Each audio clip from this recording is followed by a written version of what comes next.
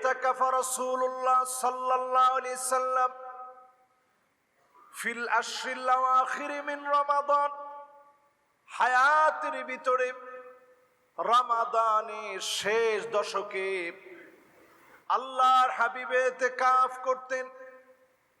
আগামী মঙ্গলবার ইতিকাফের জন্য যারা নিয়ত করে ফেলেছেন সূর্য ডুবার আগে মসজিদে ঢুকবেন, আবার আপনি চাঁদ দেখে বের হয়ে যাবেন। এই লম্বা সময় যদি নিজেকে আল্লাহর ঘর মসজিদে আটকে ফেলেন, একদিকে আপনি গুনাহ নিয়ে ঢুকবেন, অন্যদিকে যিনি গুনাহ মাফ করে দিবেন তিনি কে? গুনাহ খাতা মাফ করে নেওয়া অনন্য সুযোগ হচ্ছে ইতিকাফ। আরবিতে এই শব্দটি 6টা অক্ষর নিয়ে গঠিত। 1 নাম্বার অক্ষরের নাম আলিফুন। বলেন কি? আলিফ। ইতিকাফ লিখতে প্রথম যে আলিফটা লাগে বা হামজা লাগে, এই আলিফ দিয়ে মুফাসসিরিন কিরাম উল্লেখ করেন এটা দিয়ে উদ্দেশ্য হচ্ছে ইখলাস। ইতিকাফ করতে ঢুকতে হয় ইখলাস নিয়ে। ইখলাসের সঙ্গে যদি নিজেকে আপনি আটকে ফেলেন, ওলিদের ওলি বুজুর্গ যিনি বানায় দিবেন তিনি কে?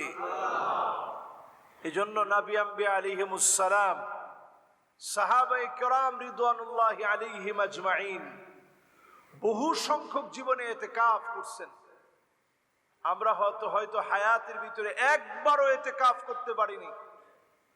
একবার যদি আপনি নিয়ত করেন ইখলাসের সাথে ইতিকাফ করবেন, একদিকে আপনি গুনাহ নিয়ে ঢুকবেন, অন্যদিকে যিনি গুনাহ খাতা মাফ করে কবুল করবেন তিনি কে? ইতিকাফ লেখার জন্য 2 নম্বরে লাগে আইন। আপনি যদি ইতিকাফের নিয়ত করেন, আইন দিয়ে উদ্দেশ্য হচ্ছে ইবাদত। নিজেকে আপনি ইবাদতে মশগুল করবেন। মসজিদে থাকার নাম ইবাদত। আল্লাহর ঘর মসজিদে আপনি বসলেন, মসজিদে বসে কোরআনুল কারীম তেলাওয়াত করলেন, গুনাহ মুক্ত নিজেকে আপনি বানালেন। ইতিকাফের ইবাদতে বহুগুণ শান্তি যিনি বাড়ায় দিবেন তিনি কে? 1 নম্বরে লাগবে ইখলাস, 2 নম্বরে ইতিকাফকারীদের লাগবে ইবাদত। আমরা মনে করি ইতিকাফ করবে কারা? সবচেয়ে বুড়া মানুষ যারা, বাংলাদেশের ট্রেডিশন এটাই, ইতিকাফ করবে তারা যারা সবচেয়ে বৃদ্ধ মানুষ, সিনিয়র সিটিজেন, যাদেরকে দিয়ে এখন আর কোনো কাজ হচ্ছে না, চাকরি বাকরি কিছুই নাই, ওনারা ইতিকাফ করবে। আসলে কি এই ইতিকাফটা শুধুমাত্র মুরব্বীদের ইবাদত? এই ইতিকাফটা যুবকদের ইবাদত, মুরব্বীদের তো আছেই। সবাই মিলে যদি ইতিকাফ করেন, এই ইতিকাফটা প্রাণবন্ত হবে। নবীর যুগের ইতিকাফ যেমন ছিল, যারা আপনারা মদিনায় গেছেন নিশ্চয় আপনারা যত কষ্টই হোক রিয়াদুল জান্নায় আপনারা নামাজ পড়ছেন না? দেখি আমার এখানের মুসল্লিরা কারা কারা রিয়াদুল জান্নার মধ্যে নামাজ পড়ছেন, হাত উঠান তো দেখি। সুবহানাল্লাহ, মাশাআল্লাহ, হাতগুলো নামান। আমরা কষ্ট হলেও রিয়াদুল জান্নার মধ্যে নামাজ পড়ছি। আমার নবী এই জায়গাতে ইতিকাফ করতেন। এখানে একটা খুঁটি আছে দেখবেন, আরেকবার যদি যেতে পারেন তাকায় তাকায় দেখবেন যে হুজুর বলছিল, কই দেখি খুঁটিটা। একটা খুঁটি আছে, উপরে দেখবেন লেখা আছে উস্তুওয়ান আয়েশা। আম্মাজান আয়েশা এই জায়গায় নবীজির চুলটা আয়েশা আশ্রয় দিতেন। জোরে কোন সুবহানাল্লাহ। আমার নবী যখন ইতিকাফ করতেন, নবীজির চুলটা আয়েশা আম্মাজান আশ্রয় দিতেন। আশ্রয় দিলে নবীজির কাছে ভালো লাগতো। আম্মাজান এখানে এসে নবীজির চুল মুবারক আশ্রয় দিতেন। এটা এখনো পর্যন্ত সংরক্ষিত আছে, উস্তুওয়ান আয়েশা। আরেকটা খুঁটি আছে ওইখানে দেখবেন উস্তুওয়ানুল উফুদ প্রতিনিধি দল নবীজির কাছে আসলে এই জায়গায় দেখা করতেন। এইভাবে অনেকগুলো খুঁটি আছে, এখানে পেয়ারা হাবিব ইতিকাফ করতেন আপন সাহাবায়ে কেরামদেরকে নিয়ে। সেই ইতিকাফ যদি নিজের জীবন পরিবর্তনের জন্য, ইবাদতে নিজেকে আল্লাহর কাছে দামি বানানোর জন্য করেন, আল্লাহ পাক এই রমাদানে যাদেরকে মালিক মাফ করে দিয়েছেন তাদের খাতায় যিনি আপনাকে কবুল করে নেবেন তিনি কে? এই জন্য এই রমাদানে টার্গেট নেওয়া লাগবে। মাশাআল্লাহ, আমাদের মসজিদে এই সুযোগ আপনাদের জন্য আছে। কেউ এইটা মনে করার সুযোগ নাই যে হুজুর আমার বাসা তো অনেক দূরে, এখানে ইতিকাফ কেমনে করব। এই জায়গায় যদি কেউ ইতিকাফে বসেন, আপনাদের খাবার দাবার সবকিছু ইনশাআল্লাহ আমাদের মসজিদ মেহমানদারি হিসাবে ইনশাআল্লাহ দায়িত্ব গ্রহণ করবে। এটা বহু বছর ধরে এই দায়িত্ব গ্রহণ করছে।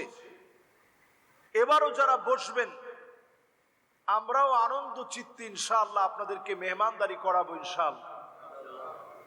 ইতিকাফ যারা করবেন ইবাদতের নিয়তে, আল্লাহ রাব্বুল আলামিন একে তো 70 বাড়ায় দেন, মসজিদে বসে আছেন 700 গুণ বাড়ায় দিবে বিগাইরি হিসাব। হিসাব ছাড়া যিনি দান করে দিবেন তিনি কে?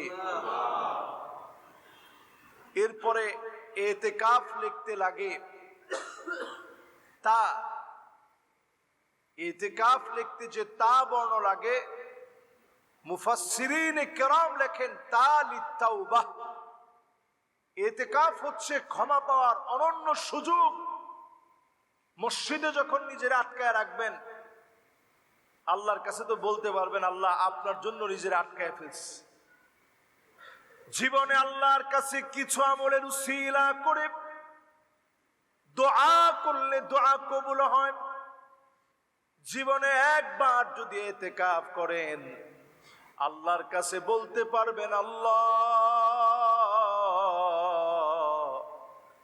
ইতিকাফ করেছিলাম আপনার জন্য, রোজা রেখে কষ্ট করে ইতিকাফ করলাম, মালিক আপনি কবুল করে নিন। এই ইতিকাফকে উসিলা করে আমার দোয়া কবুল করেন। হতে পারে বিপদ সংকটে ইতিকাফের কারণে যিনি দোয়া কবুল করে নেবেন তিনি কে? এজন্য তাওবা কবুল হবে এই গ্যারান্টি নিয়ে আপনি ইতিকাফে আসেন, তাওবা নিশ্চিত কবুল হবে। সাহাবায়ে কেরাম নিজের মসজিদে রাখতে চাইতেন, মসজিদে আটকায় রাখতেন। রমাদান আসলে তো কথাই নেই, বেশিরভাগ সময় মসজিদে কাটাতেন। কিন্তু বড় দুঃখজনক সত্য, আমাদের দেশে, আমার মনে হয় মুসলিম দেশগুলোর ভিতরে আর কয়টা দেশ এমন আছে আমার জানা নাই। এবছর মরক্কে গেছি, সেখানেও এটা পাইছি। নামাজ শেষ, তাও তো বাংলাদেশে একটু রয়ে শয়ে মসজিদটা বন্ধ করে। ওখানে নামাজ শেষ 10 মিনিটের ভিতরে রাষ্ট্রীয় সিদ্ধান্ত যে মসজিদ বন্ধ করে দিতে হবে।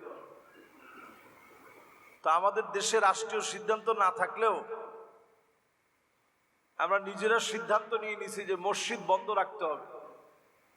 কারণ আমাদের দেশে এই যে আপনারা এসি দেখতেছেন, বহু মসজিদে এসির এই দিকটা আছে, পিছনের দিকটা আর নাই।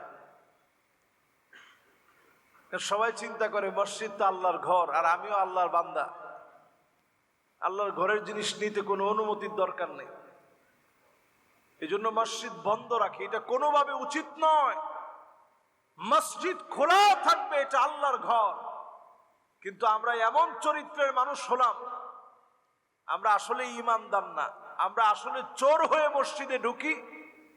যারা জুতা নেওয়ার নিয়তে মসজিদে আসে তারা কিন্তু নামাজি হিসেবে মসজিদে আসে না, ঠিক কিনা বলেন?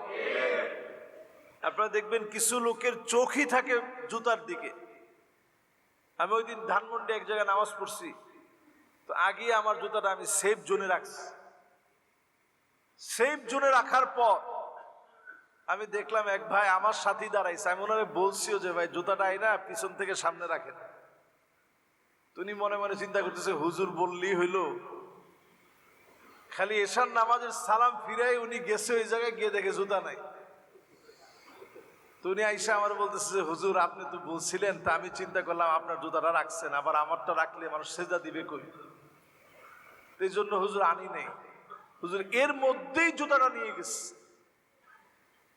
তো এইরকম কিছু লোকের জন্য আমাদের দেশে মসজিদগুলো আমরা বন্ধ রাখি, কিন্তু মসজিদ তো এমন, যখনই মসজিদে মানুষ আসবে এই জায়গা যেন সবচেয়ে মানবিকতার পরিচয় দেয়। এখানে আসবে, এখানে সালাত আদায় করবে, ওযু করবে, মানুষ একটু রিফ্রেশ নিবে। মসজিদ হচ্ছে সবচেয়ে আপন হওয়ার জায়গা। এখানে আসলেই যিনি আপন বানায় নেন তিনি কে? এই জন্য রমাদানে ইতিকাফে যারা তাওবা করবেন, তাওবা যিনি কবুল করে নেবেন তিনি কে? এরপরে ইতিকাফ লিখতে কাফ লাগে, কাফুন নাফস মিনাল মাআসি, নিজেকে আপনি গুনাহ থেকে মুক্ত করবেন। মসজিদে থাকলে সমালোচনা করা যায় না, মসজিদে থাকলে গালিগালাজ করা যায় না, মসজিদে থাকলেই সওয়াব হয়। এই মসজিদে যদি নিজেকে আটকে রাখেন, এখান থেকে বের হওয়ার আগে যিনি কবুল করে নেবেন তিনি কে? আর যদি হায়াত ফুরায় যায়, একটাবার আপনি চিন্তা করেন, এই রমাদানের শেষ সময়টুকুন যদি আপনার জীবনের আল্লাহ লিখে ফেলেন যে তোমার জীবন আর হায়াত নাই, হায়াতের শেষ সময়টা আপনার মসজিদে কাটলো, অবনত চিত্তে নয়ন বিজি আল্লাহকে আপনি ইতিকাফে ডাকলেন, কান্না জড়িত কণ্ঠে মুনাজাত করলেন, আল্লাহ পাকের পছন্দ হয়ে গেল। মসজিদে ঘুমন্ত অবস্থায় আপনি চলে গেলেন, আইয়ুফিকাহু বিআমালিন সালিহিন ক্বাবলা মাউতিহি, মৌতের আগে যিনি আপনাকে ভালো কাজের ভিতরে, আল্লাহর ঘরের ভিতরে ইতিকাফ অবস্থায় যিনি ডাকটা দিলেন তিনি কে? এই জন্য নিজেকে আল্লাহর জন্য বানানো, আল্লাহর সাথে সম্পৃক্ত করে ফেলা, বন্ধুত্বকে গভীর বানিয়ে ফেলা, এটা রমাদানের দাবি। সাহাবায়ে কেরাম কেমন ভয় পাইতেন চিন্তা করেন। নিজেরা যদি বেশি সময় দুনিয়ার দিকে লাগিয়ে ফেলতেন, এত বেশি ভয় পেতেন সাহাবায়ে কেরাম। দুনিয়ার সাথে বেশি নিজেকে জড়িয়ে ফেললে এত বেশি ভয় পেয়ে যেতেন যে দুনিয়ার জন্য সময়টা মনে হয় বেশি দেওয়া হয়ে গেছে। হানজালা রাদিয়াল্লাহু তাআলা আনহুর মতো সাহাবী চিৎকার করে বলতেছিলেন, না ফাকা হানজালা, হানজালা মুনাফিক হয়ে গেছে, হানজালা মুনাফিক হয়ে গেছে। আবু বকর রাদিয়াল্লাহু তাআলা আনহু পাশ দিয়ে যাচ্ছিলেন, শোনা মাত্র তিনি ডাক দিয়ে বললেন, হানজালা রে, এই রকম কেন মনে হলো তোমার? কেন তুমি নিজেরে মুনাফিক মনে করলাম? হানজালা রাদিয়াল্লাহু তাআলা আনহু তিনি বললেন, মসজিদে যখন থাকি মনে হয় নিজেকে আল্লাহর দিকে রেখেছি, আবার যখন মসজিদ থেকে বের হয়ে যাই মনে হয় কেমন যেন নিজেরে ভুলে গিয়েছি। এই যে আমার অবস্থার ভিতরে দুই রকম অবস্থা, আমার মনে হয় আমি মুনাফিকি করে ফেলেছি, আমার মনে হয় আমি মুনাফিক হয়ে গেছি। হানজালা রাদিয়াল্লাহু তাআলা আনহু যখন কথাটা বললেন, আবু বকর বলেন আমারও তো একই অবস্থা। মসজিদে যখন থাকি একরকম মনে হয়, বের হয়ে গেলে আরেক রকম মনে হয়। নবীজির সামনে হাজির হয়ে গেলেন, ইয়া রাসূলুল্লাহ, মসজিদে থাকলে এক রকমের মনে হয়, বের হয়ে গেলে আরেক রকম মনে হয়। আল্লাহর নবী বললেন, সারাদিন তো মসজিদে থাকা যায় না, সাআতাও ওয়া সাআ, খানিকটা সময় যদি তুমি মসজিদে কাটাও, এরপরে কিছু সময় দুনিয়ার জন্য দিলে, আবার মসজিদে আসো, 5 ওয়াক্ত নামাজের জন্য যদি মসজিদে আসেন, 5টা বাড়ি যিনি জান্নাতে বানায় দিবেন তিনি কে? কাফফুন নাফসানিল মাআসি, নিজেকে গুনাহ থেকে বিরত রেখে আল্লাহর ঘর মসজিদে নিজেকে আটকে ফেলার নাম হচ্ছে ইতিকাফ। ইতিকাফের কাফটা বড় দামি। নিজেকে আল্লাহর ঘরের ভিতরে একটু আটকে ফেলা, নিজেকে আল্লাহর ঘরের ভিতরে আটকায়া গুনাহ খাতা থেকে মাফ চাওয়া। আল্লাহ রাব্বুল আলামিন যেইভাবে চান ওইভাবে সময়গুলো পার করা, এটা সারা বছর আপনার জন্য সম্ভব না অসম্ভব? অসম্ভব। যদিও আপনি বসলে সওয়াব হবে, কিন্তু সারা বছর কি আপনি পারবেন? শুধুমাত্র রমাদানুল মুবারকে আমরা পারি এবং চেষ্টা করি। যারা যারা বসে, আমি গত বছর দেখেছি অনেক যুবকরা বসছে, সুদীর্ঘ 11টা বছর আমি মুগদায় যেখানে খুতবা দিতাম, খতিব ছিলাম, ওখানে আমাদের ইমাম সাহেব হুজুর একদিন নিয়ে গেছি। বিশ্বাস করেন, প্রত্যেকটা বছরে 22 থেকে 23 জন একেবারে নওজোয়ান যুবক ওখানে ইতিকাফে বসে, যাদের বয়স 22, 23, 24, 25, 26, 18, 20। এমন যুবকরা যখন বসে, প্রথম বছর বসার পর যুবকরা আমার কাছে অনুমতি চাইলো যে হুজুর একটু অনুমতি দিবেন, একটু মোবাইলও চালাইতাম। তো আমি চিন্তা করছি, যারা মসজিদে নিজের আটকায় ফেলছে, ওরা যদি মোবাইলও চালায়, খারাপ কিছু হয়তো তারা দেখবে না। প্রথম বছর এইভাবে শেষ হয়ে গেল।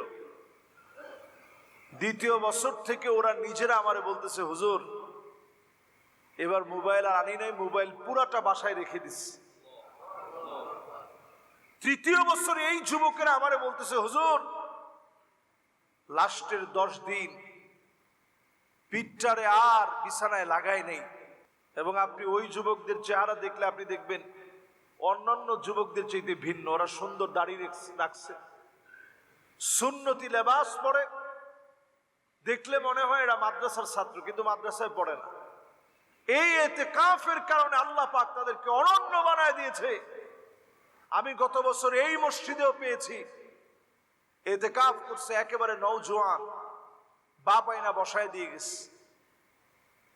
এই জন্য ইতিকাফের নিয়ত করেন, ইতিকাফ করেন আল্লাহর জন্যে, নিজের আল্লাহর ঘর মসজিদের মধ্যে আবদ্ধ করে ফেলেন। এরপরে ইতিকাফ লিখতে আবার আলিফ লাগে। আলিফ দিনা বা মা আল্লাহ, আল্লাহর সাথে ইতিকাফ আপনাকে নিবিড় বানায় দিবে। যিনি আল্লাহর সাথে বারবার কথা বলায়া, ইতিকাফ আপনাকে বারবার আল্লাহর সঙ্গে কথা বলায়া, সিজদা অবনত বানায়া, অধিক পরিমাণে আল্লাহকে ডাকায়া, একদিকে ইতিকাফ করবেন, অন্যদিকে যিনি মালিকের প্রিয় বানায়া দিবেন তিনি কে? আর থাকলো ফা। আরবিতে ফা বর্ণ দিয়ে মুফাসসিরিনে কেরাম লিখেন, এই ফা বর্ণ দিয়ে উদ্দেশ্য হচ্ছে আল ফালাহ, অজস্র কল্যাণ সফলতা আল্লাহ দিবেন। এটা আপনি বুঝবেন সেই দিন, ঈদের চাঁদ দেখে যেদিন আপনি বের হবেন, আপনার ভিতরে একটা আনন্দ কাজ করবে, আবার মায়াও কাজ করবে। যাহার এই কয়টা দিন আল্লাহর ঘর মসজিদে ছিলাম, কি নিতে পারছি, কদ্দুর অর্জন করতে পেরেছি। সমুদয় কল্যাণ যদি ইতিকাফ থেকে অর্জন করতে পারেন, জাহান্নামকে বহু দূরে যিনি খন্দক খন্দক পরিমাণ দূরে, বহু দূরে জাহান্নাম চলে যাবে। হতে পারে ইতিকাফের কারণে যিনি আপনার আমার জীবনের গুনাহ মাফ করে দিবেন, তিনি কে? এই জন্য ইতিকাফের দিকে আসেন। আমাদের খানা পিনার অভাব নাই। সাহাবায়ে কেরামের তেমন খাবারের কোনো ঝামেলাই ছিল না। এবার খুব আশা ছিল শেষ 10টা দিন আল্লাহর ঘর মসজিদে ইতিকাফ করব, বাইতুল্লাহ যাব, খুব আশা ছিল। যাই হোক, সামগ্রিক বিভিন্ন বিষয়াদির কারণে যাওয়াটা এখন কঠিন হয়ে গেছে। খুব ইচ্ছে ছিল এবার একটু ইতিকাফ করব। যারা আমরা ইতিকাফের নিয়ত করছি, ইতিকাফ করার চেষ্টা করেন, আল্লাহর সামনে নিজেকে একটু তুলে ধরেন। হানজালা আর আবু বকর রাদিয়াল্লাহু তাআলা আনহু দুইজন মিলে যখন রাসূলের সামনে বললেন, আমরা তো মুনাফিক হয়ে গেছি, কারণ আমরা মসজিদে থাকলে একরকম, বাহিরে গেলে আমাদের দুনিয়ার খেয়াল কেমন যেন ঢুকে যায়। এই দুনিয়ার খেয়াল আসে কেন, এই জন্য মনে হয় মুনাফিক হয়ে গেছে। আল্লাহর নবী বললেন, না রে হানজালা, ওয়ামাযা তাকুল ইয়া হানজালা, কেমন করে এমন কথা তুমি বললা? তোমার মতো সাহাবী মুনাফিক হতে পারে না, তোমার মতো সাহাবী মুনাফিক হয় নাই। সাআতাও ওয়া সাআ, সারা দিন তো দুনিয়ার জন্য দিলাম, সামান্য সময় হলেও আখিরাতের জন্য দেন। সারা দিন যদি আপনি আল্লাহর জন্য দিতেন, লাসাফাহাতকুমুল মালাইকা আলা ফিরাশিকুম ওয়া আলা তুরুকিকুম, রাস্তার মধ্যে ফেরেশতা আগমন করে হাত বাড়ায় দিত, আল্লাহর বান্দা দুইটা হাত তোমার দাও, তোমার সঙ্গে একটু মুসাফা করি। ওয়া আলা ফিরাশিকুম, বিছনার মধ্যে ফেরেশতা হাত বাড়ায় দিতেন, দুইটা হাত দাও, তোমার সঙ্গে একটু মুসাফা করি। সারাদিন দিনের কাজ নিয়ে থাকা যায় না।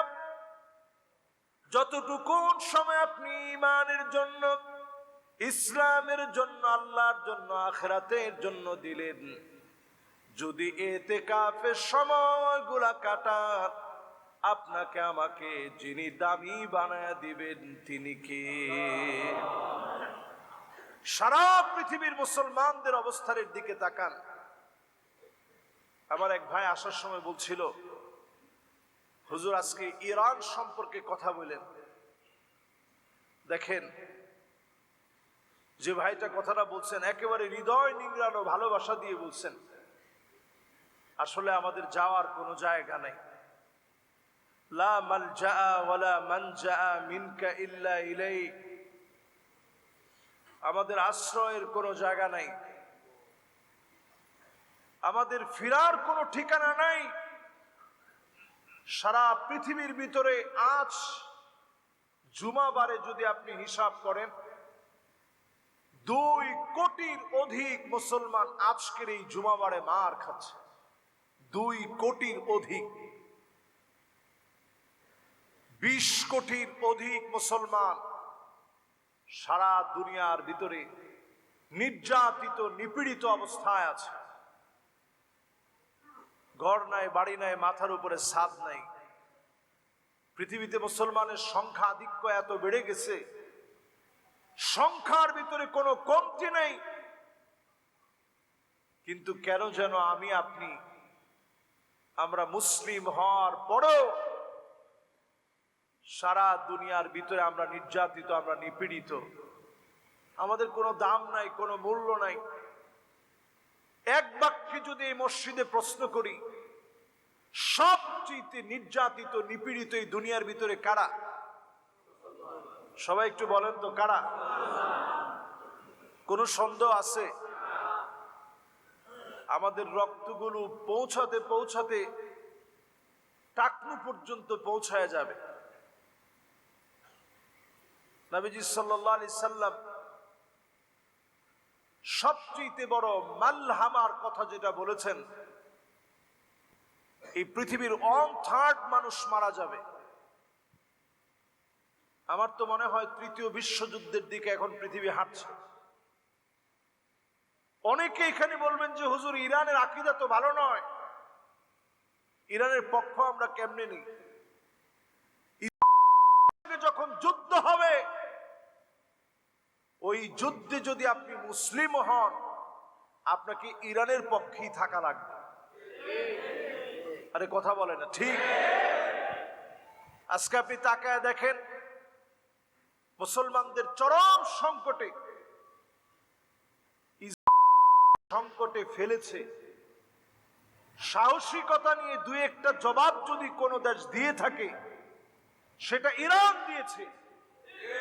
যদিও তাদের সঙ্গে আমাদের আকীদার পার্থক্য থাকতেই পারে, কিন্তু তারা মুসলমানদের পক্ষে অন্তত ভারত, ইন্ডিয়া সহ এমনকি যারা ইসলামের বিরুদ্ধাচারণ করেছে, আমেরিকাকে বারবার হুঁশিয়ারি তারাই দিয়েছে, ঠিক কিনা বলে?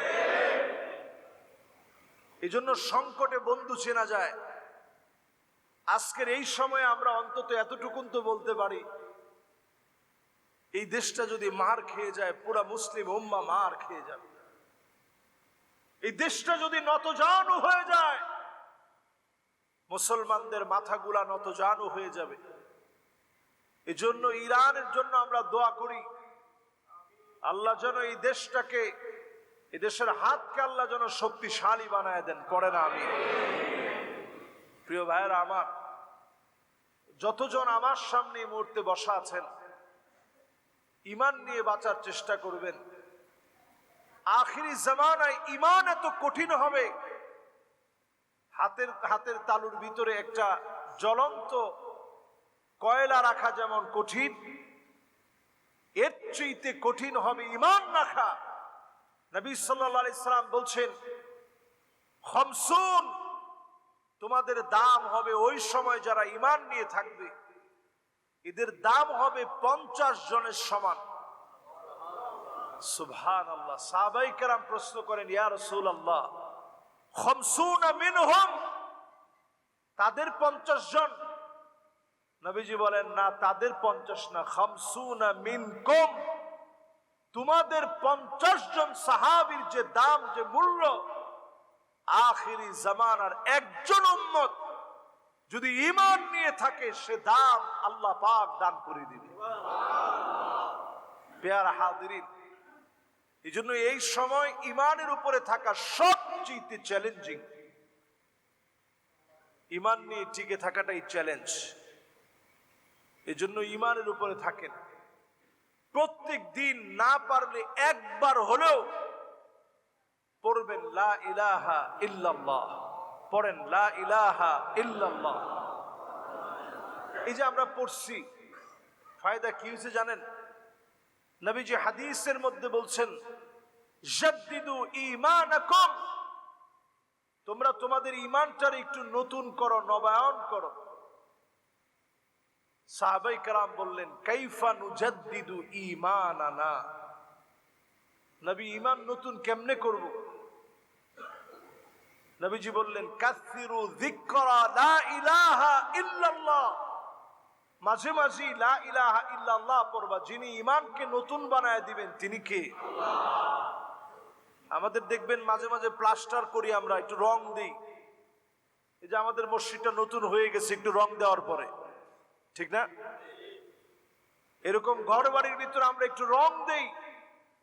ঈমানের ভিতরে মাঝে মাঝে একটু রং লাগাবেন, নতুন করবেন। পুনর্নির্মাণ করবেন, সংস্কার করবেন, তাজদীদ করবেন। কি দিয়ে করবেন? লা ইলাহা ইল্লাল্লাহ দি, লা ইলাহা ইল্লাল্লাহ দি ঈমানকে নতুন করা যায়। আমরা আল্লাহর কাছে দোয়া করি, আল্লাহ যেন আমাদের প্রত্যেকটা আমলকে কবুল করেন। পড়েন আমিন।